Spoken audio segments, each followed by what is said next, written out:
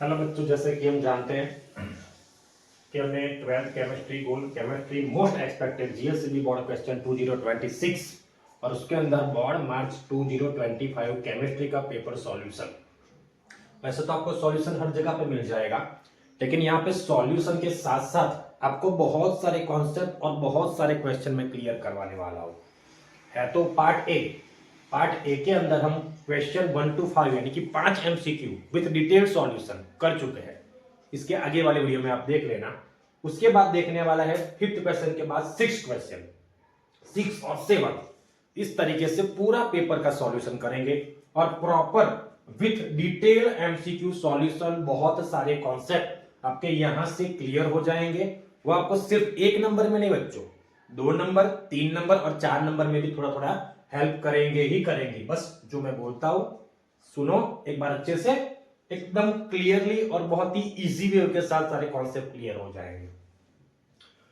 Which isomerism present in CONH3 5NO2 Cl2। यानी कि हमें मालूम है कि आइसोमेरिज्म 4 टाइप्स की होती है, अलग अलग 4 टाइप्स की। उसके अंदर कौन सी आइसोमेरिज्म प्रेजेंट इन इस कॉम्प्लेक्स के अंदर CONH3 5NO2 और Cl2। तो हमें वो चारों की चारों coordination isomerism, solvent isomerism, hydrated isomerism, linkage isomerism, इन सब का थोड़ा सा अच्छा खासा नॉलेज होना चाहिए। लेकिन यहां पे मैं जो आंसर आता होगा ना, उसी आंसर का सॉल्यूशन और उसका कॉन्सेप्ट समझाऊंगा। तो इसके अंदर बच्चों आएगा कि ये वाला जो मेरा कॉम्प्लेक्स है, इस कॉम्प्लेक्स के अंदर कौन सी आइसोमेरिज्म है? तो इसके अंदर बच्चों लिंकेज आइसोमेरिज्म। कौन सी है? लिंकेज। अब आप बोलेंगे सर लिंकेज यानी क्या? लिंकेज यानी कि लिंक, यानी कि इसके साथ बच्चों, यानी कि किसके साथ? मेटल के साथ। तो मेटल के साथ जो लिगेंड जुड़े हुए हैं वो लिगेंड लिंकेज आइसोमेरिज्म शो करते होने चाहिए। तो लिंकेज यानी क्या? तो coordination compound contain an ambidentate ligand, यानी कि इसके साथ जो ये लिगेंड जुड़े हुए हो उसमें से कोई एक लिगेंड एम्बिडेंटेंट लिगेंड होना चाहिए। अब बोलोगे इसका एम्बिडेंटेंट लिगेंड यानी क्या? सर एम्बिडेंटेंट, तो एम्बिडेंटेंट यानी कि one that can bind to central metal atom through the 2 different atom. यानी कि बच्चों वन दैट कैन बाइंड, यानी कि बाइंड किससे? सेंट्रल मेटल के साथ। तो ये वाला हमारा है सेंट्रल मेटल। तो इसके साथ जो लिगेंड जुड़ेगा ये जुड़ेगा और ये जुड़ेगा। तो यहाँ पे NH3 में तो सिर्फ नाइट्रोजन जुड़ सकता है, single donor atom. One that can bind to central metal atom, यानी कि ये central metal atom through 2 different atom. यानी कि ये मेरा सेंट्रल एटम, ये सेंट्रल एटम, ये मेरा सेंट्रल एटम, इसके साथ जो ये लिगेंड जुड़ा है यहाँ पे NH3 NH3 NH3 NH3 NH3 5 NH3। तो 1 2 3 4 5, तो 5 NH3 और छठा लिगेंड जो 6 लिगेंड जुड़ा है उसको NO2। कौन सा है ये? NO2। तो NO2 में बच्चों ये सेंट्रल मेटल के साथ, सॉरी सेंट्रल एटम के साथ, सेंट्रल एटम के साथ, सॉरी सेंट्रल मेटल के साथ एक नाइट्रोजन, यानी कि NO2 में से एक बार नाइट्रोजन जुड़ेगा और एक बार सेंट्रल एटम यानी कि सेंट्रल मेटल जो भी आप बोलो बच्चों, इसके साथ एक बार ऑक्सीजन जुड़ेगा। तो एक बार नाइट्रोजन जुड़ा और एक बार ऑक्सीजन जुड़ा। लिखा हुआ है one that can bind to central metal atom through 2 different atom, यानी कि उसके साथ जो बाइंड होने वाले हैं वो 2 अलग अलग, यानी कि ये ऑक्सीजन के साथ भी जुड़ सकता है यहाँ पे और यहाँ पे नाइट्रोजन के साथ भी जुड़ सकता है। इसलिए एक बार नाइट्रोजन और एक बार ऑक्सीजन इस तरीके से जुड़ता है, इसलिए इसको बोलते हैं अलग अलग लिंक जॉइंट होगी सेंट्रल मेटल के साथ। कौन से? सेंट्रल मेटल के साथ जो लिगेंड जुड़ा वो अलग अलग लिंक से जुड़ा, एक बार नाइट्रोजन एटम के साथ से जुड़ा, एक बार ऑक्सीजन एटम के साथ से जुड़ा। इसलिए इसको क्या बोलते हैं बच्चों? एम्बिडेंटेंट लिगेंड बोलते हैं। क्या बोलते हैं उसको? एम्बिडेंटेंट लिगेंड बोलते हैं। और इस तरीके से ऑक्सीजन और नाइट्रोजन अलग अलग जुड़ रहा है, इसलिए अलग अलग लिंक जुड़ी, इसलिए बोलते हैं लिंकेज आइसोमेरिज्म। क्या बोलते हैं बच्चों? Linkage isomerism.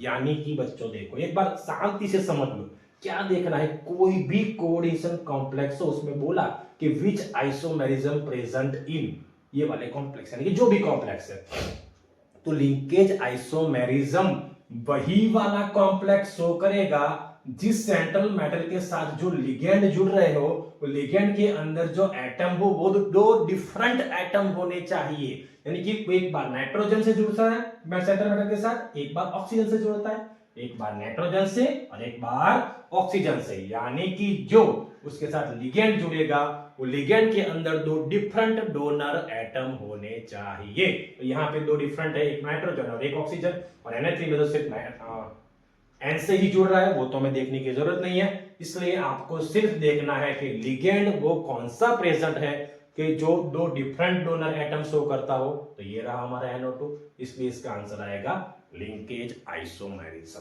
क्या आया बच्चों? Linkage isomerism. तो यहां पे आपका आंसर आएगा लिंकेज आइसोमेरिज्म। उसके बाद most stable complex, most stable complex, एक A, B, C और D वर्ड्स को पकड़ो बच्चों। मोस्ट स्टेबल यानी कि देखो मोस्ट स्टेबल, तो ये सारे कॉम्प्लेक्स तो मुझे मिल गए। कॉम्प्लेक्स कैसे बनते हैं बच्चों? एक सेंट्रल मेटल और बाकी के जुड़े लिगेंड से दोनों मिक्स होकर क्या बनाते हैं? कॉम्प्लेक्स बनाते हैं, कोएडिशन कॉम्प्लेक्स बनाते हैं। लेकिन स्टेबल बच्चों कौन सा होगा वो हम किस बेस पे डिसाइड करेंगे कि कौन सा स्टेबल होगा और कौन सा अनस्टेबल होगा। तो उसके लिए देखना है बच्चों में बोला हुआ है मोस्ट स्टेबल, तो स्टेबिलिटी किसकी ज्यादा होगी? किस कॉम्प्लेक्स की स्टेबिलिटी ज्यादा होगी? तो जिस कॉम्प्लेक्स के साथ जुड़े हुए लिगेंड, ये लिगेंड, ये लिगेंड, ये लिगेंड और ये लिगेंड, वो चिलेट इफेक्ट शो करते हो बच्चों। कौन सी? Chelate effect. अब बोलोगे ये ऊपर का एरो क्या शो कर रहा है? यानी कि जो लिगेंड चिलेट इफेक्ट शो करता हो, जितनी ज्यादा चिलेट इफेक्ट उतनी उसकी ज्यादा स्टेबिलिटी इंक्रीज, यानी कि stability increase, chelate effect increase यानी कि स्टेबिलिटी इंक्रीज। अब बोलोगे सर ये चिलेट इफेक्ट क्या है? तो बच्चों उसका एक्सप्रेशन भी बोलता हूं मैं आपको। चिलेशन यानी कि चिलेट इफेक्ट किसको बोलेंगे? तो when a multidentate ligand forms a ring structure with the metal ion, यानी कि सेंट्रल मेटल के साथ ये लिगेंड, सेंट्रल के साथ ये लिगेंड, सेंट्रल मेटल के लिगेंड, सेंट्रल मेटल के साथ ये लिगेंड, ये लिगेंड अगर मल्टीडेंटेट लिगेंड हो, मल्टी यानी कि सिंगल डोनर एटम वाला नहीं होना चाहिए। तो सिंगल डोनर एटम वाला नहीं हो तो कौन सा होना चाहिए? मल्टीडेंटेट हो। तो कौन से अंदर मल्टीडेंटेट है? तो चेक करेंगे हम Cl6, Na3OX और H2O। तो हमें मालूम है बच्चों के Cl6 में एक क्लोरीन, एक नाइट्रोजन और ये H2O में एक हमारा ऑक्सीजन, यानी कि Cl, Na3 और H2O, ये सारे के सारे बच्चों मोनोडेंटेट लिगेंड है।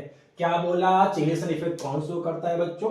है ना, मल्टीडेंटेट लिगेंड, यानी कि लिगेंड के अंदर मल्टीडेंटेट यानी कि अलग अलग डोनर एटम हो जिसके अंदर मल्टीडेंटेट, इसको क्या बोलेंगे बच्चों?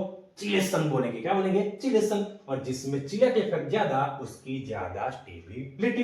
तो अगर ये वाले नहीं आएंगे, Cl नहीं आएगा, Na3 नहीं आएगा, H2 नहीं आएगा, तो आएगा क्या बच्चों? OX, FeOX3 3-। अब बोलेंगे सब ये OX यानी क्या? तो OX यानी बच्चों C2O4 2-, जिसको बोलते हैं बाइडेंटेट लिगेंड, ऑक्सोलेटो आयन। क्या बोलते हैं इसको? ऑक्सोलेटो आयन, बाइडेंटेट लिगेंड होता है। और bidentate ligand it binds to the Fe, it binds to the Fe, bind to the Fe at 2 points form। कितने?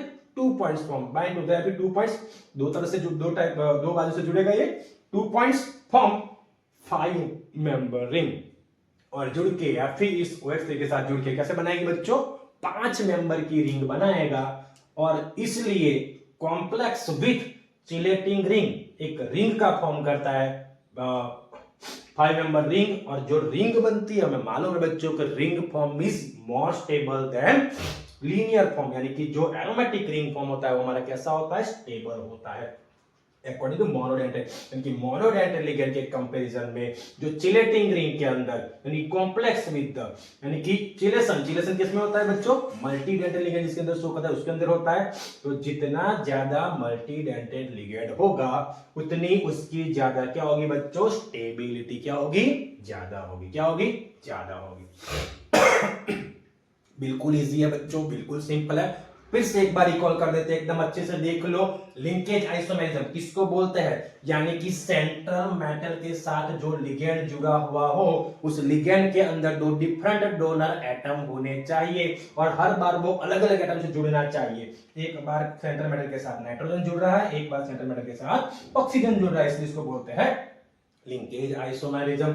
मोस्ट स्टेबल कौन सा बोलेंगे बच्चों, तो जो हमारा सेंट्रल मेटल होगा, वो सेंट्रल मेटल के साथ जो लिगेंड जुड़ रहा होगा, वो लिगेंड हमारा कैसा होना चाहिए, बाइडेंटेड लिगेंड, यानी कि जितना सेंट्रल मेटल के साथ जुड़ा हुआ लिगेंड मल्टीडेंटेड लिगेंड होगा, बाइडेंटेड लिगेंड होगा, उतना ज्यादा वो कोऑर्डिनेशन कंपाउंड कैसा होगा बच्चों, स्टेबिलिटी ज्यादा होगी। अगर उसके साथ सेंट्रल मेटल के साथ मोनोडेंटेड क्लोरीन, NH3 और H2O इस तरीके से सिंगल डोनर एटम होंगे तो उसको बोलेंगे मोनोडेंटेट लिगेंड और उसकी स्टेबिलिटी ज्यादा होती नहीं है। तो आपने देख लिया कि हमने कितने अच्छे से कितना सारा सीख लिया, लिंकेज आइसोमेरिज्म सीख लिया, उसके बाद हमने चिलेशन इफेक्ट सीख लिया, उसके बाद मोनोडेंटेट लिगेंड किसको बोलते हैं वो सीख लिया, बाइडेंटेट किसको बोलते हैं वो सीख लिया, स्टेबिलिटी किसकी ज्यादा होगी वो सीख लिया। तो इस तरीके से आप एमसीक्यू के साथ आपके बहुत सारे बेसिक से फंडे बच्चों क्लियर होने वाले हैं। तो मैक्सिमम से मैक्सिमम बच्चों देखो कितना इजी था, कितना सिंपल था।